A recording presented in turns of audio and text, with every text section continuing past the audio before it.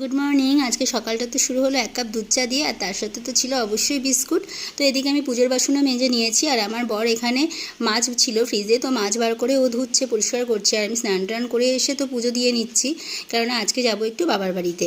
তো আমাদের এখানে নবদ্বীপের থেকে জল নিয়ে আমাদের বাড়ির সামনে দিয়েই যায় শিবনিবাসের মন্দিরে শিবের মাথায় জল ঢালতে। তো যেহেতু আজকে শ্রাবণ মাসের শেষ, আজকে রবিবার, তো কালকে হচ্ছে সোমবার, তো সোমবারে জল ঢালবে। তো আজকে আমার ভিডিওটা না দিতে অনেকটা দেরি হয়ে গেল নানান রকম প্রবলেমের জন্য, কেননা ফোনটা অনেকটাই প্রবলেম করছে। তো আমি ওদিকে পুজো দিয়ে, দিদি তো একা দুই ঘরের পুজো সামলাতে পারবে না, যেহেতু আমি পরশু দিনকে আসবো। তো আমি ভাবলাম গোপাল দুটোকে আমি দিয়ে আসি দিদিদের ঘরে। দুটো গোপাল বলতে একটা গোপাল হচ্ছে অঙ্কিতাদের যেহেতু অসহ্য পড়েছে, তো অঙ্কিতারা আমাদের বাড়িতে গোপালটা রেখে গিয়েছে। তো এদিকে আমি আর মা মেয়েতে তো রেডি হয়ে বেরিয়ে পড়েছি, আর রাস্তায় তো প্রচুর পুণ্যার্থীর সঙ্গে দেখা, প্রচুর ভিড় হয়েছিল।